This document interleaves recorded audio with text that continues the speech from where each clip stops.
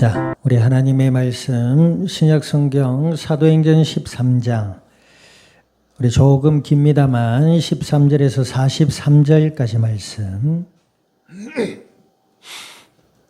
한 절씩 나누어서 교독합니다. 사도행전 13장 13절에서 43절까지 말씀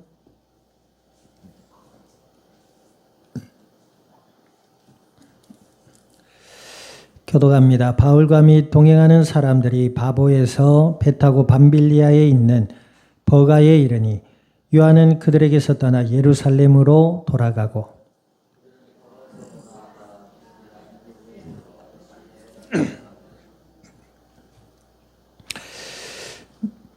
율법과 선지자의 글을 읽은 후에 회당장들이 사람을 보내어 물어 이르되 형제들아, 만일 백성을 권한 말이 있거든 말하라 하니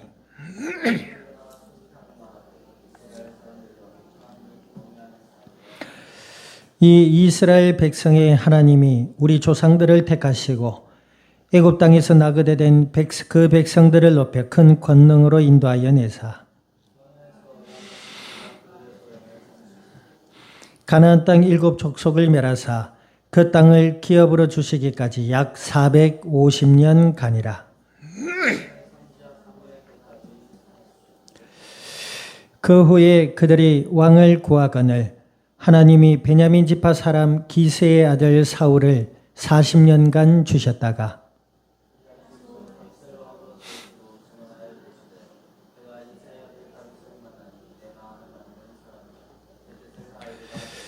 하나님이 약속하신 대로 이 사람의 후손에서 이스라엘을 위하여 구주를 세우셨으니 곧 예수라.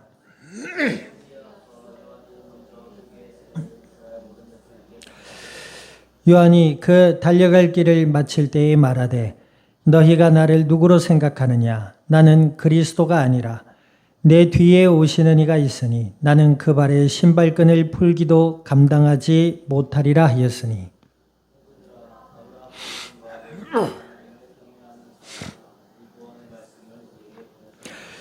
예루살렘에 사는 자들과 그들 관리들이 예수와 및 안식일마다 외우는 바 선지자들의 말을 알지 못하므로 예수를 정죄하여 선지자들의 말을 응하게 하였도다.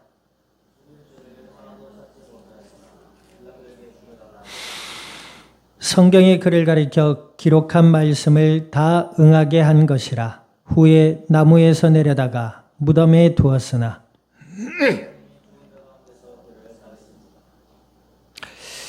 갈릴리로부터 예루살렘에 함께 올라간 사람들에게 여러 날 보이셨으니 그들이 이제 백성 앞에서 그의 증인이라. 곧 하나님이 예수를 일으키사 우리 자녀들에게 이 약속을 이루게 하셨다 함이라. 시편 2째 편에 기록한 바와 같이 너는 내 아들이라 오늘 너를 낳았다 하셨고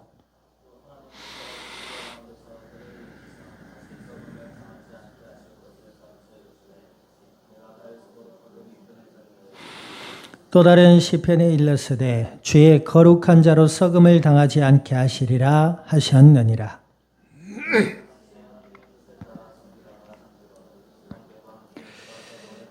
하나님께서 살리신 이는 썩음을 당하지 아니하였나니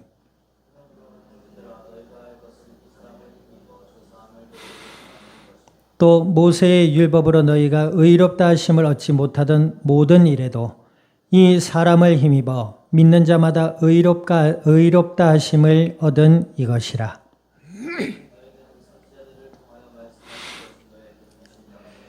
일러스되 보라 멸시하는 사람들아 너희는 놀라고 멸망하라. 내가 너희 때를 당하여 한 일을 행할 것이니 사람이 너희에게 일러줄지라도 도무지 믿지 못할 일이라 하였느니라 하니라.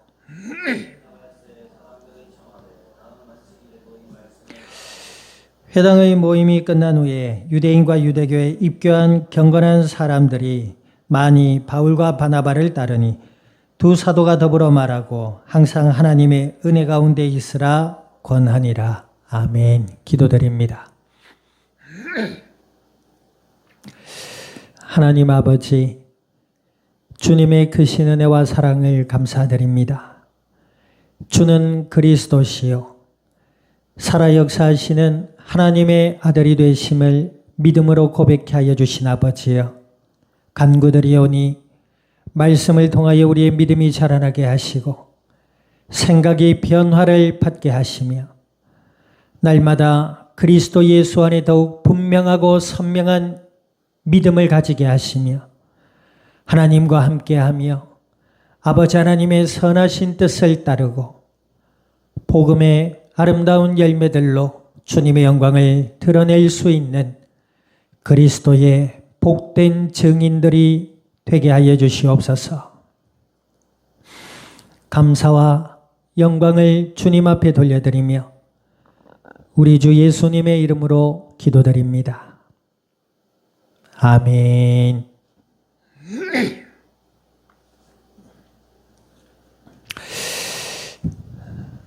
자, 우리 앞뒤자 인사 나눕니다. 분명하고 선명한 믿음을 가집시다.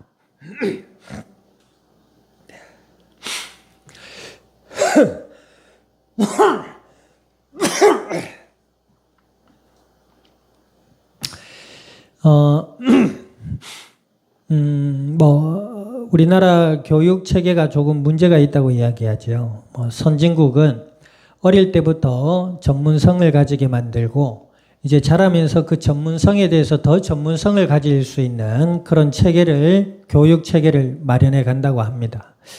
근데 이제 우리나라는 이제 그렇다고 우리나라의 학제가 다 틀렸다 이런 얘기는 절대 아닙니다. 그 속에서도 하나님의 선하신 뜻을 발견하고 믿음으로 살아가면 감사가 넘치는 삶인 줄 믿습니다. 그런데 이제 어릴 때는 어때요?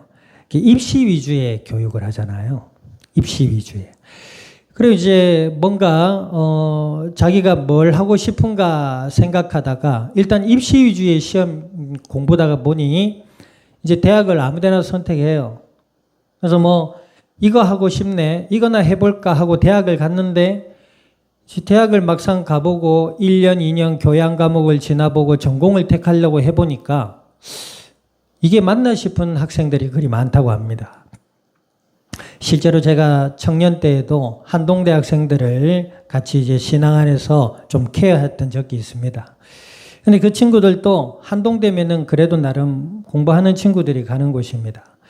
나름 신앙 안에서 비전을 품고 가는데 1년, 2년 지나고 보통 4년제 대학에서 1년, 2년은 교양 과목이거든요. 전공은 3, 4학년 때부터 하는데 이제 3학년을 앞두고 있는 2학년들이 그렇게 고민을 하더라고요. 이 길이 맞나? 이걸 내가 하고 싶은 것인가? 이것을 내가 해야 되나? 이런 갈등에 많이들 잡혀서 휴학하는 친구도 많았고 또 학과로 옮기는 친구들도 많았어요. 그래 말이죠. 이제 그때 가서 이제 대학을 가서 이제 무엇을 할 것인가 고민한다. 이게 늦은 거죠. 그 이제 자기의 재능이 뭔지도 모르고 무엇을 해야 되는지 하고 싶은 게 뭔지도 모르고 있다가 대학을 어영부영 졸업하고 이제 취업을 해야 된다 말이에요. 취업. 그리고 이제 뜻대로 되지 않지요. 그러니까 사회에 나가서 뭘 해야 될까 또 고민하다가 결정하는 게 대학원입니다. 이제 대학원을 가거나 유학을 가거나 아니면 그냥 일반 사회생활을 하거나 아르바이트를 하거나 어떤 직장을 찾거나 아니면 오랫도록 뭔가 하기 위해서 이제 백수의 생활을 하든가. 그게 이제 요즘 젊은 학생들과 청년들의 어떤 삶의 모습입니다.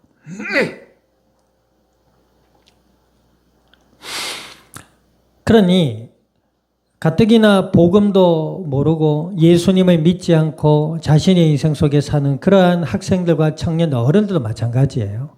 그래서 어른이 되고 가정을 이루고 살아가니 그냥 팔짱가 보다 하고 살아간단 말이에요. 시스템적인 문제가 없는 것이 아닙니다. 왜 이런 얘기를 하냐면 어떤 것의 전문가가 되기 위해서는 어릴 때부터 그 본질에 대해서 파고들어야 돼요. 물론 예수님을 믿고 하나님을 만나야 됩니다.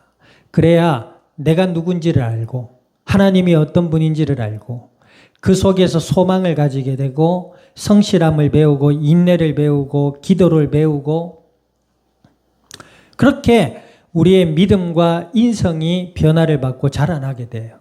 그런데 그 속에서 다윗처럼 하나님이 맡기신 일들이 무엇인지를 찾게 된단 말이에요. 어릴 때부터 신앙의 교육이 그만큼 중요한 거예요.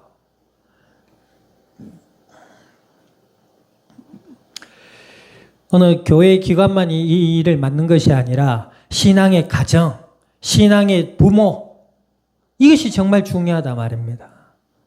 교회 탓하고 목사님 탓하고 교회 시스템 탓할 게 아니라 우리의 믿음을 돌아봐야 될 줄 믿습니다. 어쨌든 어릴 때부터 그렇게 내가 무엇을 해야 될지 그리고 내가 무엇을 전공을 하기 전에 거기에 대한 본질을 알고 하는 사람과 그렇지 못하고 하는 사람에게는 삶의 격차가 있을 수밖에 없습니다. 그렇겠지요. 어릴 때부터 예수님 안에서 하나님의 신앙을 알고 다윗처럼 자라는 애와 어릴 때 아무것도 모르고 그냥 뭐 왔다 갔다 하고 놀고 뭐 아무것도 준비되지 않다가 아까 처음 말씀드린 입시 위주의 삶을 살다가 대학을 가고 무엇을 할지 모르고 어영부영 살다가 대학원을 가거나 취직을 하거나 사회를 가거나 다릅니다. 삶이요. 다를 수밖에 없어요. 자, 우리의 믿음도 마찬가지입니다. 그냥 교회에 왔다 갔다 하는 사람들은 물론 그것도 감사한 일입니다. 교회를 안 다니는 것보다 다니는 게 낫겠지요.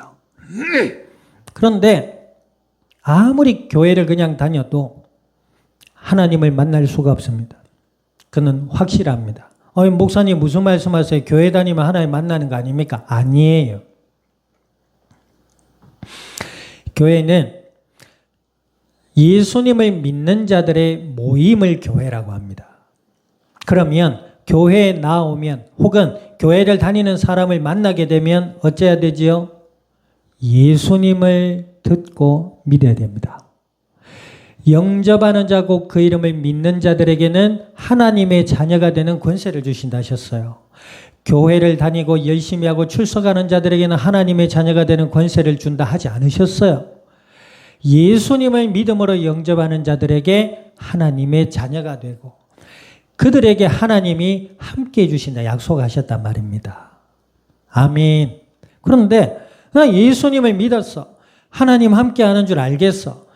그 이제 교회를 다니는데 그렇다고 해서 하나님의 자녀로 아까 이야기한 것처럼 다윗에게 임하신 하나님의 은혜와 복, 아브라함에게 임한 하나님의 은혜와 복, 하나님의 은혜와 복은 영육의 복입니다. 아멘. 물론 가난한 성도도 있었고 부한 성도도 있었습니다. 그래서 성경에 보니까 하나님이 함께하는 자들에게는 영육의 복이 임합니다. 구약에도 그랬어요. 신약에도 그랬고요. 하나님의 도우심, 하나님의 은혜 있게 되어 있습니다. 자, 그런데 예수님 믿고 그냥 교회만 덜렁덜렁 다닌다, 그게 아니에요. 예수님도 분명히 말씀하셨습니다. 너희는 내 양이라. 내 양은 내 음성을 듣는다 그랬어요. 무슨 말입니까? 하나님의 말씀을 통해서 복음의 진리를 알아가게 되어 있습니다. 그래서 예배를 드리잖아요. 우리는 아직 소금의 작은 교회다 보니까 그런 일들이 잘 없습니다만 요즘은 유튜브 채널이나 이런 데 말씀을 들을 수 있는 길들이 많잖아요. 자, 따라합니다. 말씀을 들어도 진리의 말씀, 복음의 말씀을 듣자. 그래야 돼요. 오늘 저게 우편이 왔는데 그걸 열어보니까 재림 예수로 초대합니다. 우리나라 복받은 나라입니다. 재림 예수, 자칭 메시아, 자칭 신이라는 사람들이 30몇 명 분이 계세요. 우리나라는 복받은 나라입니까? 여러 이단 사설의 말들, 복음의 진리가 아닌 인본주의로 가장한 복음주의적 해석들이 너무나도 많습니다. 진리의 말씀을 들을 수 있는 은혜 있기를 주님의 이름으로 축원드립니다. 내가 진리를 믿는 예수님만이 그리스도라는 사실에 대한 믿음이 있으면 하나님의 말씀, 복음과 진리의 말씀이 구별되어지게 돼요. 성경에 보니까 말세가 되면 어떤 현상이 일어난다고요? 자기를 위하여 스승을 많이 둔다 했어요. 이 말은 무슨 말이냐면 누구를 위하여? 나를 위하여. 내가 듣고 싶은 말, 내가 위로받고 싶은 말, 내가 재밌게 듣고 싶은 말만 찾아 듣는다 이 말입니다. 자, 따라합니다. 하나님의 자녀는 나를 위해 사는 것이 아니고 하나님의 영광 위에 사는 것이다. 신앙교육 1번 문답입니다. 우리의 인생의 목표는 하나님의 영광을 위하여입니다. 아멘. 왜 그래야 되지요? 그것이 우리 인간에게 가장 복된 길이기 때문에 그래요. 여러분들, 내가 나를 위하여 사는 삶이 어떻습니까? 한번 생각해 보세요. 도둑놈도 자기를 위하여 도둑질합니다. 그래야 안 그래요? 자기 폐 속에 타르 덩어리가 끼는 줄 모르고 나를 위해 담배 핍니다. 마약 중독자는 나를 위해 부스를 꽂아요. 그건 자기를 위한 겁니까? 그럼 일반인들은 어때요? 나를 위해 술을 마십니다. 오늘 또 부어라. 화요일 날은 화가 나서 마시고 수요일 날은 술술 들어가서 마시며 목요일은 목이 말라 마시고 금요일은 불이 타서 마시고 토요일은 즐거워서 마시고 일요일은 모르겠어요. 그렇습니다. 나를 위해 마셔라. 왜? 위로받자. 나를 위해 아침에 나가지고 밤낮까지 돌아다니며 밤새가지고 눈 빼가 들어와가지고 하루 동안 자자. 다 나를 위해. 우리는 뭐예요? 하나님의 영광 위에 사는 거예요. 달라요. 하나님의 영광 위에 사는 삶은 감사의 삶이고 소망과 기쁨과 평안의 삶입니다. 절제의 삶이고 희열의 기쁨의 삶이고 나눔의 삶이고 사랑의 삶이에요. 하나님의 영광이. 그런데 말세가 되면 뭐요? 사람들이 자기를 위하여 많은 스승을 두고 그럽니다. 자, 어찌되었든 예수님을 믿고 알아가는 자리에 있는 자가 하나님의 은혜와 복을 누립니다. 오늘 그런 인물 둘이 있습니다. 누굽니까? 바울과 바나바입니다. 오늘 본문에 보니까 제1차 바울과 바나바의 선교 여행에 바나바와 바울을 돕기 위해 동행한 인물이 있죠. 누굽니까? 13절 보세요. 자, 13절 읽어봅니다. 시작. 바울과 및 동행하는 사람들이 바보에서 배 타고 밤빌리아에 있는 버가에 이르니 요한은 그들에게서 떠나 예루살렘으로 돌아갔다. 바나바의 생질, 그러니까 뭐 한 몇천 동생이나 됐겠죠. 바울과 바나바를 돕기 위해 잠깐 동행했다가 자기 개인적인 일로 바나바와 바울과 헤어집니다. 그 나중에 이제 이 바울의 3차 여행입니까? 선교 여행 때 바나바와 바울이 큰 다툼이 일어나요. 그 내용이 뭐냐면 이 요한을 다시 데리고 가자. 바나바가 그래요. 그러니까 바울이 뭐라 합니까? 안 된다. 개인의 사사로운 일로 하나님의 일을 저버리는 사람을 우리는 데려갈 수 없다. 데려가자. 이것 때문에 크게 다투고 헤어집니다. 그 이제 바울이 훗날에 그 사건을 들어 후회하지요. 뭐 후회한다기보다 되돌아보면서 자신을 좀 회고하는 그런 모습들의 글도 사도행전에 실려 있습니다. 자, 어찌되었든 그러면서 버가에서 더 나아가 비시디아 안디옥이라는 그 지역에 갔어요. 바나바와 바울이. 그리고 뭘 했냐? 자, 14절 읽어보세요. 14절 시작. 그들은 버가에서 더 나아가 비시디아 안디옥에 이르러 안식일에 회당에 들어가 앉으니라. 바나바와 사울이 이방 선교를 위해 파송을 받았잖아요. 그런데 이 바나바와 사울이 처음 간 곳이 어디예요? 이방인들의 산당이나 우상이 있는 곳이 아닙니다. 이스라엘 백성들이 있는 곳, 그리고 그들이 안식일 날 모여서 종교적, 정치적, 사회적, 교육적 이야기를 나누는 회당에 들어갔어요, 지금. 왜죠? 먼저 유대인들에게 복음을 전하기 위해서 하나님의 택함을 먼저 받은 자들이거든요. 이런 말하면 어떨지 모르겠습니다만 교회를 다니면서도 복음을 알지 못하는 분들 많습니다. 교회를 다니면서도 예수님이 누구이신지 모르고 영접의 비밀이 무엇인지 몰라요. 그냥 열심히 다니면 되는 줄 아는 사람들이 많습니다. 그리고 뭐 교회 크고 작음을 논하기도 하고 뭐 믿음하고는 좀 관계없는 그런 생각들을 가진 분들도 많아요. 그래서 우리가 예수님을 믿는 사람들이잖아요. 우리가 얼마나 복된 자들인가 하면 우리 주위에 있는 사람들에게 하나님의 계획을 가지고 있습니다. 오늘 김예강 성도의 학교 동기가 안타까운 일을 당했잖아요. 보세요. 우리 한 사람 한 사람이 예수님을 믿는 믿음 안에서 삶의 해답을 가지고 있잖아요. 그 진리를 알았더라면 그 친구에게 혹은 내 이웃이나 나를 만나는 분들에게 하나님의 때를 따라서 그들을 위로하고 그들에게 예수님을 소개하고 또 하나님의 때가 맞다면 그들이 예수님을 영접하여 하나님의 자녀가 되는 이런 놀라운 일들 속에 우리가 있다는 걸 알아야 된다 이 말입니다. 그래서 우리 가족이, 우리 교회가 얼마나 소중하고 한 사람 한 사람이 얼마나 하나님 앞에서 귀하고 복된 자들이냐 이 말이에요.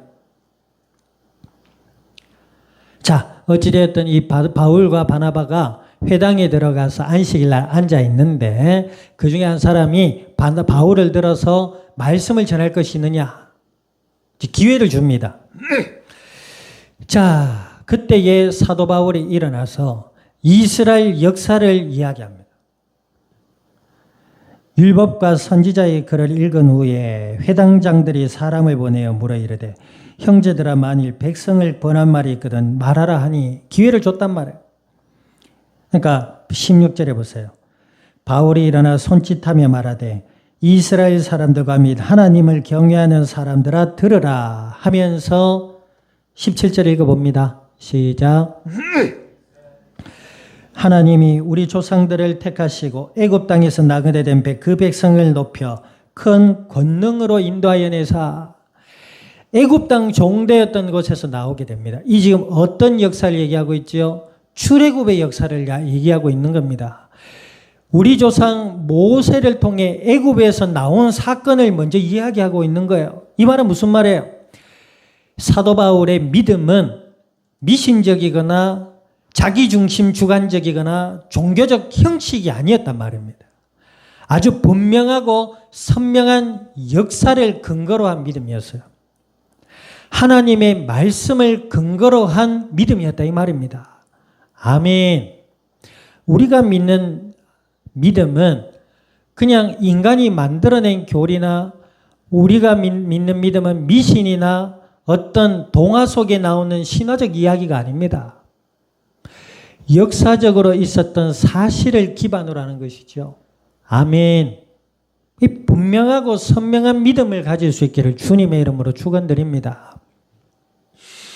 어떤 분들은요, 뭐 환상을 통해 믿음을 경험했다. 뭐 어떤 분들은 무슨 어떤 음성을 통해서 환청을 통해서 믿음을 경험했다. 꿈을 통해서 경험했다 이러는데 그럴 수 있습니다. 그런데 그런 분들은 좀 이상해요. 그 열매가 좀 그렇습니다. 가만히 보면 그 열매가요. 절에 다니던 사람이나 성당에 사람 좀 비슷해요. 예수님 믿는 사람은 그렇지 않습니다. 하나님의 말씀과 하나님의 사실적 역사를 기반으로 한다 이 말입니다. 아멘. 이상한 뽕을 채우려고 하는 것이 아니라 사실이 그렇다는 거예요. 바울이 모세 시대의 역사부터 이제 예수님이 이 땅에 오셔서 부활하시고 그 이후로 사도들을 통해 나타낸 그 역사를 분명히 알고 그 가운데 예수님을 그리스도라 분명히 믿게 된 인물입니다. 그가 41절까지 구약의 이스라엘의 역사를 들어 예수님을 증거하고 부활하신 이후의 사건을 들어 예수 그리스도를 증거했습니다. 그렇죠? 참 이런 이야기를 하는데 졸고 있단 말이에요. 예수님을 전하고 있어요. 자, 그러니까 어떤 반응이 일어납니까? 자, 42절, 43절 읽어보세요. 시작. 그들이 나갈 새 사람들이 청하되 다음 안식일에도 이 말씀을 하라더라. 회당의 모임이 끝난 후에 유대인과 유대교에 입교한 건건한 사람들이 많이 바울과 바나바를 따르니 두 사도가 더불어 말하고 항상 하나님의 은혜 가운데 있으라 권하니라 그랬습니다.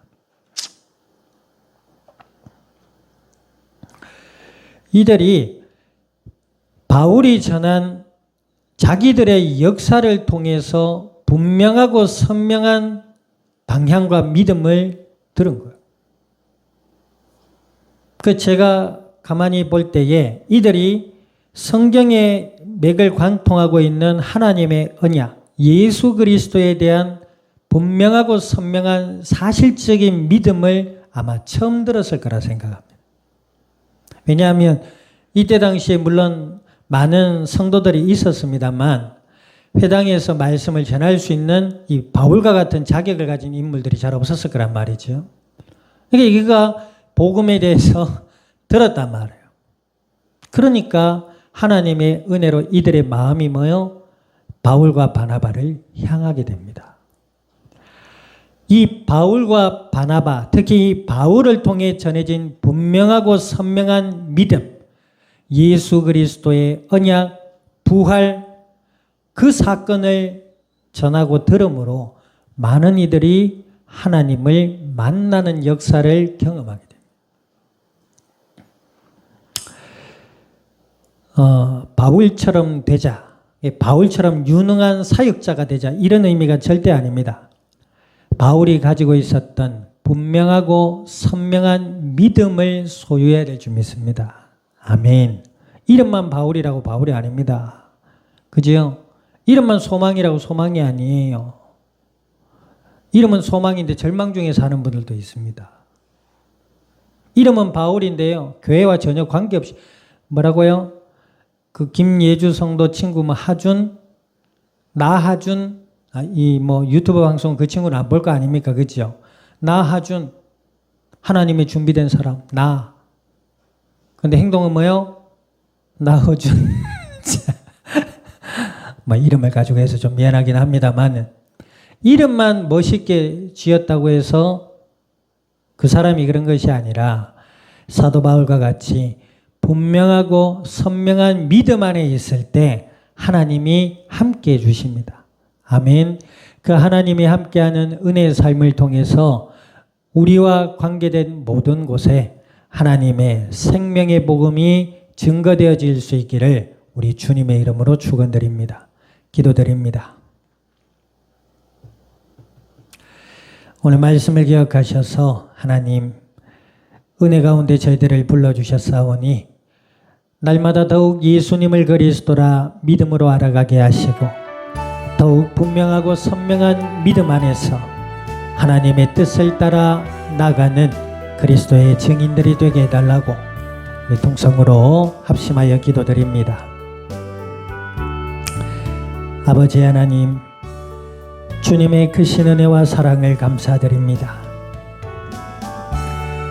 예수님을 그리스도라 믿어 하나님의 자녀가 되게 하여 주신 아버지여,